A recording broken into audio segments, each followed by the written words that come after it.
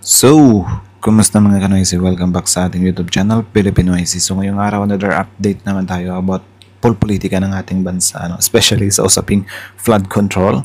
So, ang panonorin natin yan is mula kay Boss Balita TV. Supportahan nyo yan. So, meron ito pamagat na Escudero at Villanueva. Harap-harapang pinangalanan ni Diskaya. Tinumpa ang DPWH Contractor Todas. Diyos ko. Grabing title naman yan. So, yan yung panonorin natin ngayon. And then, kayo na lang bahalang humusga. So, bago natin simulan, Boss Balita TV, supportahan nyo yan. Tapos, syempre, courtesy na rin sa Malacanang. Tapos, syempre, kung trip nyo ng mga ganitong reaction video, may kasama kayo manood, huwag nyo na rin kalimutang supportahan yung YouTube channel natin, Pilipinoysi.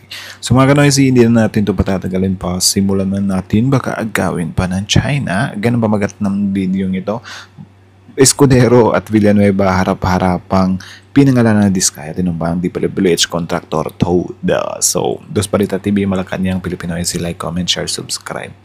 Start. Ulat balita, grabe ang DPWH tinumba todas sa kasagsagan ng flood control project. Yari si Escudero at Villanueva. Ayon sa nakalap nating impormasyon, nagkagulo na sa Senado. Inuubos na ang mga testigong kontratista. Harap-harapan na kasi silang pinapangalan ng mga kontraktor. Isusunod na si Diskaya. Grabe ang kontraktor ng DPWH tinumba todas sa kasagsagan ng flood control project. Susunod na si Diskaya. Tara panoorin natin. At maaari na po ako tumanggap ng inyong mga katanungan. First question, Kenneth Pasyente, PTV4. Good morning, Yusek. Yusek, a contractor was shot by riding in tandem in Negros Oriental. May we get the palace's reaction on this? Lalo't nangyari po siya sa harap po ng investigasyon sa flood. What? Contractor? Ngayon lang yun? Ngayon? Nako. Ayan na. Nagsisi na. Kanya-kanya na ng takas. Grabe. Kaya kayo, yung mga may plano dyan, na pumasok sa mga illegal, kita nyo, kinana, syempre, mabubuko yung iba eh. So, since contractor siya, malamang, yung politician, yung gustong i-secure yung safety niya. Grabe yun. So, yeah, I think part of karma na rin nila yan. Or I don't know lang kung ano yung full story ng yung sa contractor o kung related ba din yun.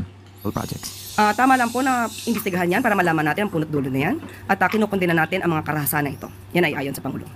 Ma'am, follow up lang. Paano po natin sinisiguro na wala po talagang panggigipit na mangyayari sa mga sangkot dito po sa flood control project sa harap po ng investigasyon? Alam naman natin kung ano ang nais ng Pangulo. Makasuhan ang dapat makasuhan, mapanagot ang dapat na mapanagot, at ipag-uutos pa rin ng Pangulo na dapat na seryosohin ito, lalo na ng mga PNP, para maiwasan kung anumang krimen ang maidudulot ito kaugnay sa pag-iimbestiga sa flood control projects.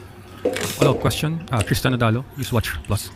Yusek, follow up lang po sa usapin ng mga contractor. Sa social media po, lumalabas na rin yung mga kamag-anak, yung mga anak ng mga contractor di umano and flaunting luxurious lifestyle na yung mga netizen po talaga ine-expose sila. Siguro po while the intention of naming the top contractors ay para mabigyan ng idea yung publiko, for some, naging way din po ito to trace yung mga lifestyle po ng mga kaanak nila. So siguro po, anong mensahe? Grabe din yung part na yun. Actually, parang kasi yan may nakikita ako na nagde-defend dan sa mga anak kasi knowing daw na parang anak lang naman sila, baka hindi nila alam yung saan galing yung pera, something like that. So kayo na lang bahalang humusga sa part na yon, 'di ba? Basta for me naman, na lang siguro kung makikisimpatya ako sa opinion ng masa dyan, especially yung mga talaga yung nag-grind ka talaga, 'di ba? Like whole 8 hours.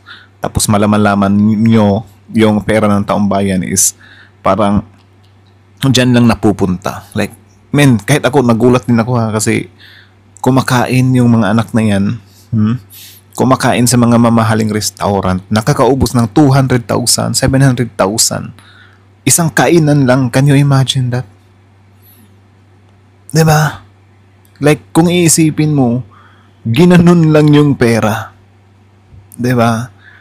Ginanon lang while yung mga kababayan natin, 'di ba? Sobrang hirap na nga nilang 'di ba? Sobrang bihira nga lang makakain ng Jollibee. Baka nga yung iba hindi pa nakakain ng Jollibee talaga. 'Di ba? Tapos sila isang meal lang. Can you imagine that? So, parang naiintindihan ko rin talaga yung mga kababayan natin kung bakit nagagalit sila sa mga ganito So, yeah, kayo na lang din bahalang umusga. ng Malacanang sa publiko who are targeting or at least ine-expose yung mga kamag-anak po ng contractors? Yan naman din po talaga naisin ng Pangulo Marcos Jr. na lahat-lahat po tayo ay magtulungan upang masawata itong mga korupsyon na ito.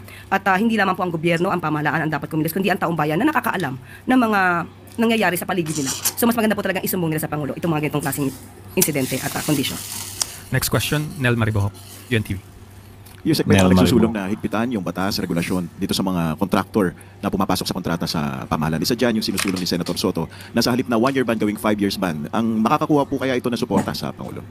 Tignan po natin muna kung ano magiging detalye ng igagawing batas ni Senator Tito Soto para po mapag-aralan mabuti. Ito naman po ay para din sa bayan at para din naman sa mga negosyante na inosente naman sa mga ganitong klaseng sitwasyon. Dapat siguro sa ganyan, yung mga bidding-bidding na yan, huwag ibigay sa isang tao lang, isang kumpanya lang. Dapat iba-iba, di ba? Kaso lang, yung ibang mga negosyante dyan, ginagawa nila, dinadamihan din nila yung kumpanya nila. Di ba? Pero I think, kung ganyan yung mangyayari, tapos malinaw na, di ba, na may rules dapat, tapos lalabagin nila, sana kulong yung hatol, di ba? Para matakot din sila. Di ba? Kasi, nung nakita ko sa mga balita, grabe yun, parang lala. Binigay yung flood control project. Kunyari, Company A, binigay yung flood control budget kasi siya yung nanalo ng bidding. Nasira yung flood control. Yung project na yun, ibibigay ulit kay Company A. Can you imagine that?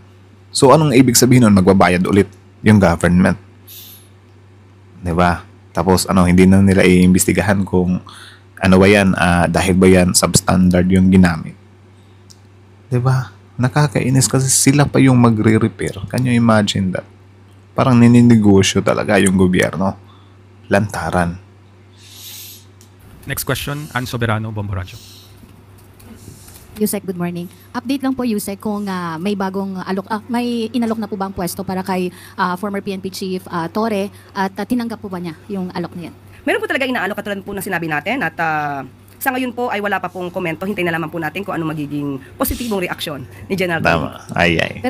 So, kayo din, comment nyo sa baba kung ano yung masasabi nyo dun sa pagka-relieve ni Torre. For me naman, hindi naman ako parang nag-worry talaga dun. Like, parang pumasok na rin talaga sa isip ko na siguro baka ililipat sa ibang posisyon yan or whatsoever. Si Bato nga, naging senador nga, di ba? So, di natin alam, di ba?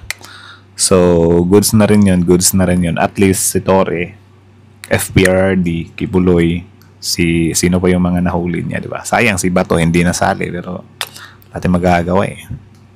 Pero kasi sabi niya, ma'am, no comment siya regarding doon sa sa alok na posisyon. Pero sabi din niya na hindi daw po siya qualified, lalo na po daw sa NBI. Baka namang ibang posisyon ay iaalok sa kanya. Okay. Ma'am, last na lang, eto na lang po. Si Deputy Speaker Ronaldo Puno po kasi nananawagan ng investigasyon sa mga funders ng Ghost Flood projects at papel po ng Department of Budget and Management sa paglalabas po at pag-antala ng pondo. So ano po yung reaction dito ng Malacanang? Katulad na sinabi po natin, pinag-aaral po ng DBM kung paano at kailan i-release ang pondo. Kung ito naman po ay walang saro at hindi mapapatunayan ang mga requirements na na-comply, ay hindi po maglalabas ng pondo ang DBM. Regarding po, ma'am, sa Tsaka sobrang, for sure, nalulungkot, natataranta, di ba? Yung mga politician, yung mga congressman, yung mga contractor na yan. Kasi bukod sa hindi na sila makakasali this 2026, I mean, hindi na sila makakakurakot this 2026, di ba? Is possible pa sila na mapanagot. Yan, karma tuloy kayo. sana po, doon sa investigation na gagawin po ng Kamara. Nag-file po kasi ng resolution si Representative Puno para nga investigahan po itong mga funders ng mga Ghost Flood Control Projects. Trabaho naman po nila mag-imbestiga, so hindi po natin hahadlangan yan. Reminding everyone of our one question, one follow-up policy. Next question, Maricel Halili, TV5. Magandang umaga po, Yusek. Yusek, may lumabas ulit na report na isang Chinese businessman who posed as a Filipino, naging bahagi pa ng Philippine Coast Guard Auxiliary. How alarming is this? What do we know about this? Ano po yung sinabi ng Pangulo tungkol dito? Okay, Di ba dati pa yun? Yung may nakita sa auxiliary. Parang dati pa yun eh. Sabihin po natin ang kinatawan po ng PCG at ito pong sinasabi nilang Chinese di umano ay patuloy pa rin po ang pag-iimbestiga ng PCG. At sa ngayon po, Time pa yun na ng FPRD. tao o yung person involved ay tinanggal na po sa PCGA. At wag pong mag-alala ang taong bayan dahil ang PCGA ay isang civil organization at kung sino man po ang mapapasok dito, kahit foreigner po, ito naman po ay paggawa lang naman ng pagtulong, pagbibigay ng relief, pagtulong sa PCG, pero wala po silang access sa anumang mga operasyon at hindi po sila sumasampa sa barko at kung ano man ang operasyon ng PCG, wala po silang maaaring malaman doon. Yun naman daw po ang safeguards na siniguro ng PCG. Yusek, sinasabi rin po kasi ni Senator Ping Lacson na may mga impormasyon na marami raw talagang mga sleeper agents dito sa Pilipinas. Ano po yung plano natin to dismantle itong mga sleeper agents na ito, if it's true? Yung sleeper agents, parang sila yung mga espiya, di ba? So, delikado din yun, knowing na grabe yung issue natin sa China. Actually, nadinig na nga po natin ito sa news, kaya tinawagan din po natin ang NSC at ito po ang kanilang mensahe para sa atin at sa mga taong bayan. Ayon po sa kanila, we cannot go into specifics for security reasons, but we can assure the public that our security forces are actively monitoring and addressing these threats. The government does not take espionage lightly, and we act swiftly when credible intelligence is verified. Recent operations have already led to arrest of suspected foreign operatives, which shows that our agencies are not standing still. We are working closely with law enforcement and intelligence units to dismantle espionage network whenever they may be. So, yun po. So, rest assured po na ginagawa po nila ang kanilang trabaho. Kayo guys, kung if ever malakas din yung Pilipinas, okay ba kayo na meron din tayong mga sleeper agents sa ibang bansa? Comment down below. Katuwaan lang. Yung iba dyan, sobrang seryoso naman. Next question, Ana Bajo, GMA News Online. Morning, ma'am. Ma'am, some congressmen and senators are calling or urging the president to subject himself to a lifestyle check following yung kanyang directive for all executive agencies. Ma'am, is the president willing to magpa-ano po ng lifestyle check? Lahat ng parte ng ehekutibo ay ready for lifestyle check. So, ma'am, nakausap niyo po ba siya regarding this and his affirmative po? Lahat po ng ehekutibo, miyembro ng ehekutibo ay ready, pati pang Pangulo. How about, ma'am, sa... How about, since nandito na tayo sa lifestyle check, yung mga Duterte, di ba? Sobrang daming isiniwalat ni Trillanes dyan, di ba? Like yung mga ari-arian, like kahit ako nga parang naano tayo doon, naano tayo sa part na parang si FPRD hindi bumili ng bagong bahay, di ba? Parang ginawang front yung bahay na hindi binago. Tapos malaman-laman natin, ewan ko lang kung napatunayan na yung mga ipinakita ni Trillanes. Sobrang dami palang ari-arian. Diba? Sobrang yaman pala. Yung kay Kitty Duterte. Parang inaano din yun Pina-flag din nila yun na parang something din. Na parang nagagamit na yaman. Diba? From Duterte's. Sasabihin naman ng mga DDS, nag-affiliate yan sa TikTok. Gano'n ba kalaki yung kita sa affiliate par? Diba? Ay, nako. Kasi si Senator Risa Ontiveros, she's also calling for the full disclosure of SALN. How about that matter po, ma'am? Okay, lumalayo kasi po tayo sa issue. Sinabi po natin na ang Pangulo, ang buong ehekutibo ay ready for lifestyle check. So wag po tayong lumayo sa issue. Ang issue po ngayon ay tuligsain at habulin ang mga involved sa flood control projects. So, wag po natin ibahin at wag tayo medyo mamulitika patungkol dito. Okay, ma'am. Thank you po.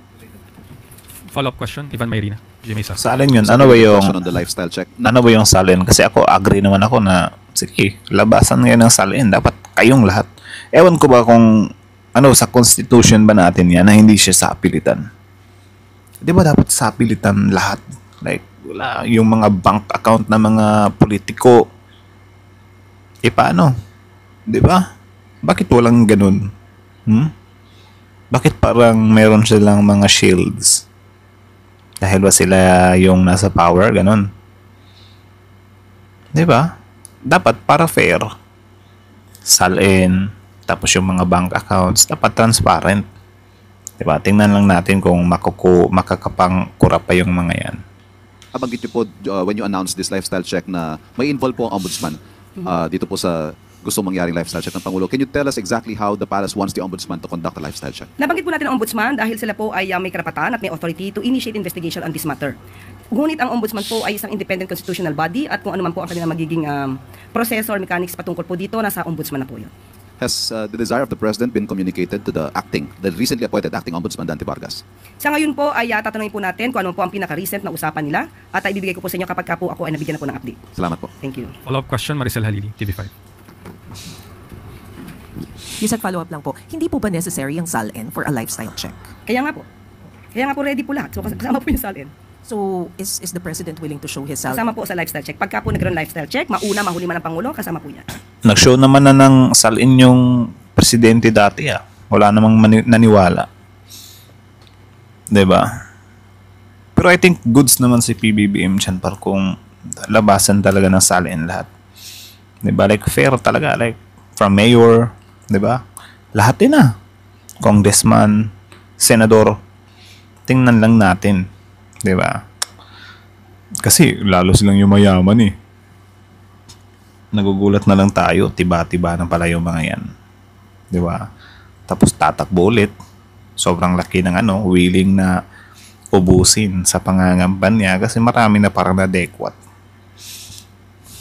So, willing po si Presidente to show if necessary? Kung kinakailangan nga po, sabi nga po natin, ulitin natin, lahat ng miyembro ng ehekutibo ready for a lifestyle check. Thank you po. Next question, Ivy Reyes, Bilyonaryo. Morning po, Yusek. Sa Foreign Relations Committee hearing yesterday, Senator Tulfo responded to DFA statement that Taiwan's not recognized as a sovereign state. Sabi po niya, we're allowing ourselves to be bullied in the name of diplomacy and that diplomacy without deterrence is weakness. Comment po on that. Ang katapangan ay hindi nadadaan sa buntalan. Ang pagiging diplomatic ay hindi nagpapakita ng kahinaan. Nagsalita na po dito ang DFA at si Secretary Lazaro na ang direktiba ng Pangulo ay diplomacy at rule-based approach. At sinabi din naman ng Pangulo na we are not waging any war at sinabi din niya na hindi tayo uurong sa anumang labanan. Keep up. Next question, Tristan Nodalo, Newswatch po. Pero syempre tayo sa part na yan, na yun nga, diplomasya. Tapos at the same time, di tayo atras sa war, something like that. Parang, for me kasi, parang meron siyang, konting contradicting, di ba? Kasi yun nga, sobrang grabe na nga yung ginagawa ng China sa bansa natin. To the point na sobrang wasak na wasak yung isang barko natin, di ba? Tapos, ganyan lang, diplomasya. Tapos, syempre, knowing China, uulitin na naman nila yan. Hindi madadala yung mga yan Kaya, syempre, tayo sa part na yan, parang, ayan, diplomasya na naman, di ba? So, ayaw ng war, tapos ayaw din namang tumigil. So, ang gulo-gulo. Even me, naguguluhan talaga sa part na yan, Diba? Pero syempre wala tayong magagawa kasi sila naman yung magde-decision dyan. Hindi naman tayo para, sige, gawin nyo na, something like that. Diba? Pero syempre, nakakalungkot kasi, ewan ko, kulang na lang. Iintayin nila na may ganyan talaga Diba? Second morning po ulit. Yung Chinese Ministry of Defense called the Philippines a disruptor and troublemaker in the South China Sea following po yung recent activities ng Philippines and Australia sa South China Sea. Sabi po nila, Manila is acting recklessly at the behest of external powers. Siguro po, how does the palace want to respond to this kind of accusations? We cannot stop China from making its own narrative. But they cannot also stop us from fighting for our rights based on clause, arbitrary ruling, and for our being independent country. Sa ibang Tama naman, tsaka ba't pa tayo mababadard sa China? Dati pa naman silang ganyan Di ba? Bahala silang ma-stress sila. Basta tayo, gagampanan natin yung gusto natin. Kung may baluktot na itatapon yung China sa atin, ayusin natin yon. Di ba? I mean, i-correct natin yon. Ganun lang kasimple. Topic naman po, kahapon na-tackle po sa Senate Foreign Relations Committee yung issue po ng Taiwan. Kasi po natanong yung sila DFA and other government officials on the contingency plan in case po a shooting war breaks out in the island. Sabi po, meron namang contingency plan but when pressed further, nagtuturuan po kung meron bang budget for the contingency plan because the senators are also doubting our capability to evacuate yung large number of Filipinos from the island. May utos po bang Pangulo to fund itong contingency plan na to sakaling magkaroon nga po ng gulo? Tama po, si DFA Secretary Lazaro, na meron pong contingency plans. So, nothing to worry. Kasi nagawa na rin po natin ito, nagkaroon ng issue ang Israel.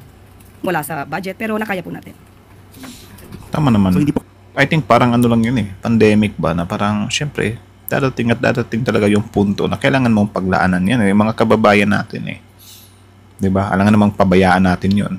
Sobrang dami nga nating nauubos na pera sa mga anak ng korap na politician Diba? Doon ba sa mga kababayan natin na nagtatrabaho talaga? 'Di ba? Mga OFW nagsisikap. 'Di ba? Isa sa nagpapaunlad ng bansa. Pagdadalawang isipan pa ba yun ng gobyerno? 'Di ba? Hindi nilang gapangin 'yon. Unahing tanggapin yung yung mga kababayan natin. Tapos yung budget, anuhan talaga. 'Di ba? Kaysa naman iubos lang yan sa pangungurakot dyan sa mga flood control na yan. Tsaka for sure, di lang naman sa flood control yan eh. For sure, meron pang mga large scale corruption scheme dyan. Bukod sa flood control. 'Di ba? Kailangan mag-allot ng another budget for Taiwan specifically? Hindi lang po kailangan. That is the last question. Thank you, Yusek. Magandang araw, Malacanang Press Corps. Ayon sa utos ni So, I think hanggang dito na lang muna. So, tapusin. Sige, tapusin natin. Tapusin natin. Ferdinand R. Marcos Jr. na paigtingin ang kampanya kontra smuggling. Nasabat ng Bureau of Customs ang kahon-kahon na hinihinalang smuggled cigarettes na may halagang 605.29 million pesos.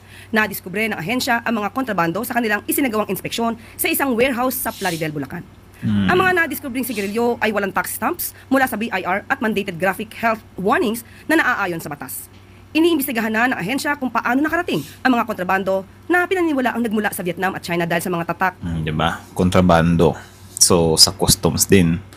Diba? Sabi ko sa inyo, hindi lang yan sa Hindi lang yan sa flood control eh. Meron sa custom, dyan sa LTO, syempre. Diba? Di mawawala yan, yung mga fixers. Diba? I think, lahat ba? Lahat ba ng ahensya ng gobyerno merong something? Di natin alam. Kayo na lang bahalang humusga. So, I think hanggang dito na lang muna. So, again, ang video to is mula kay Boss Balita TV. So, yeah. Also, courtesy na rin sa Malacanang pala. So, bago nyo iwan yung YouTube channel natin, Filipino IC, don't forget to like, comment, share, subscribe. So, as you can see, malinaw pa sa klaro yun. Diba? Na yung sa lifestyle check nga ng mga anak.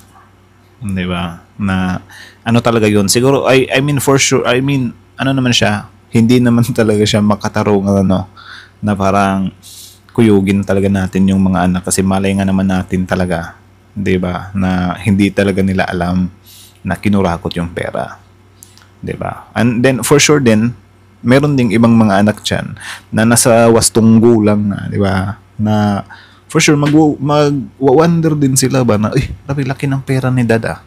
Sa pagkakaalam ko, magkano lang ba sweldo ng congressman? 'Di ba? Magkano lang ba sweldo ng congressman? Kasi kung susumahin mo yung sweldo ng congressman, tapos, kunyari lang yung congressman, gagawin niya talaga yung trabaho niya ng sobrang honest. 'Di ba? Tapos, nung election, sobrang laki ng gastos niya, like 4 million, 5 million. Baka nga sa 3 taon, 'di ba? Hindi niya mababawi yung 3 to 5 million na yun. Siyempre, may mga expenses pa. So, parang nakakapanduda naman talaga. Doon ka na magdududa na kung yung isang politician, sobrang laking inilabas na pera ng eleksyon. Diba? Mararamdaman mo naman yan. Diba? Yung mga naglabas talaga ng napakalaking pera. Kasi yung iba may mga natatanggap naman ganyan. Diba? Tapos, tingnan nyo sa Google, I think pag-google lang naman yan, kung magkano yung sahod ng congressman, 'di ba? So, I think yung sa presidente nga mga nasa around 300 to 500,000, correct me if I'm wrong. So, ganyan lang kaliit yung sweldo ng presidente, 'di ba? Pero kita nyo naman, what more na lang yung mga congressman. So, magdududa ka na talaga kung pakitaan ka ba naman ng 200,000, 700,000 in just 1 meal ng anak. 'Di ba? Di ka ba pa magdududa doon? Tsaka, ang isa din kasi sa napansin ko pa rin, hindi ko nilalahat Kaya, parang medyo may hunch talaga tayo na yung pera ng mga yung mga anak ng congressman, hindi natin nilalahat, is parang magdududa talaga tayo knowing na ganun lang nila gastusin yung pera Diba, like 700,000 in 1 meal. Pagkakaalam nga natin yung mga sikat na mga bilyonaryo, sobrang handful nga lang na tao eh. 'Di ba? Parang yung ano ko diyan, yung point diyan is parang ano ba, yung legit talaga ng mga businessman, yung mga hard-earned money talaga na nakukuha nila, pinapahalagahan nila yung pera nila eh. Di ba? Not like that na waldas lang ng waldas. Doon may mga iba talaga na mga mayayaman talaga in good way. Pero yung mga kurakot na yan, tapos ganyan, waldas lang ng waldas, ganyan talaga yung mangyayari. Para kasi hindi sila manghihinayang eh. Hindi hard money yun eh. I mean, hindi hard-earned money yun eh. Parang easy money lang sa kanila yun eh. Di ba? Karoon sila ng project. Meron silang kickback na 100 million. O ibigay nila sa anak yung 1 million. Eh, punta ka na ibang bansa. Ubusin mo yan in just 3 days. Di ba? So, ganun lang. Ganun lang kasimple yung pera. Bakit manghihinayang si kurap ng congressman sa 1 million na yun? Eh, meron siyang 100 million. Di ba? Tapos nakuha niya lang yun in just one project. Diba? Nakuha niya lang yun within just 15 days or whatsoever. So, yeah. Kapag ganun nga naman talaga, bilis waldasin yung pera. Tapos knowing na yung politician is ganyan lang yung sahod. Tapos may mga business daw. Tapos yung mga business naman, halos hindi mo nga alam, hindi mo nga kilala. Diba? So, may something talaga. Or depende na lang yan. Di naman lahat. Pero syempre, kayo na lang bahalang humusga kung sino-sino yung mga yan. Diba? And then, yun nga, sana mabigyan talaga ng justice yan, ano. Kasi syempre, kung hindi pa naulan, diba? Hindi pa magsibukuhan yung mga yan. I think ito lang yung time na parang may napala tayo sa pag-ulan at pagbaha. Diba? Kasi dati, ulan baha, wala tayong napala. Diba? Yung gobyerno, tulong, relief. Pero ngayon, do bumabaha, affected yung mga kababayan natin, meron tayong napala. Nagsipaglutangan yung mga sakim sa kapangyarihan. Diba? Goods yun, kasi sa susunod, pwede nang maagapan kahit paano. Yung pressured ng mga good officials ngayon, diba? Is ano talaga, ayusin talaga nila yung mga flood control na yan. And then sana ito yung maging daan para hindi nabigyan yung taong bayan ng mga substandard na mga projects. 'Di ba? Kasi para sa safety din naman yun eh.